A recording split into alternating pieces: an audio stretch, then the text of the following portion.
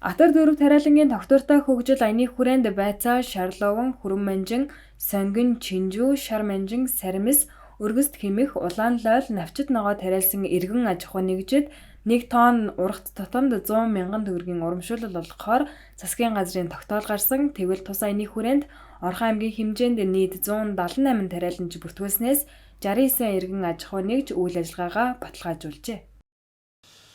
За Монгол Улсын засгийн газрын 2022 оны 118 дугаар тогтоолоор Атар дөрөв газар тариалангийн тогтвортой хөгжлийн аяны хүрээнд уран шуул олгох 10 төрлийн төв сүнсний ногоог бас зарласан байна. За үүнд байцаа, шар манжин, шарлууган, саримс, хүрэн манжин, өргөс тэмэх, сонгон, улаан лойл, чинжүү, навчит ногоо гэсэн 10 төрлийн ногоон дээр уран шуул олгохоор зарлагдсан.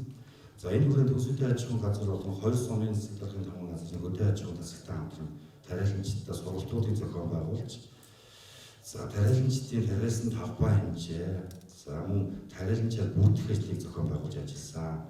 За энэ хүрээнд 108 тариаланч, 178 тариаланч бүрдүүлсэн 5182-га талбай уран шуулт олгох энэ бүртгэлийн системд хамрагдсан.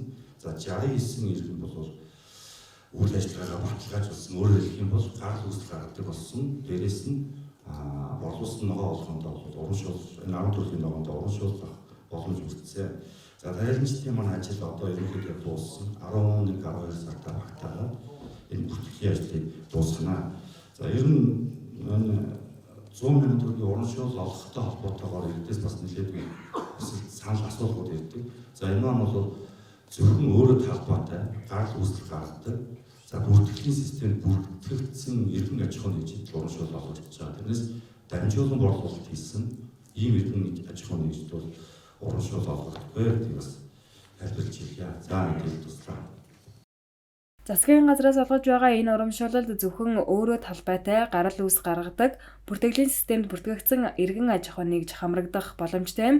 Түүнээс дамжуулан борлуулалт хийж байгаа иргэн аж ахуй нэгж хамрагдахгүй болохыг албаны их сурвалж мэдээллээ. Тариаланчид энэ он дуусахаас өмнө Плант цэг, Мофо цэг, Gov цэг хэмээн цахим сайтаар бүртгүүлэх боломжтой байна.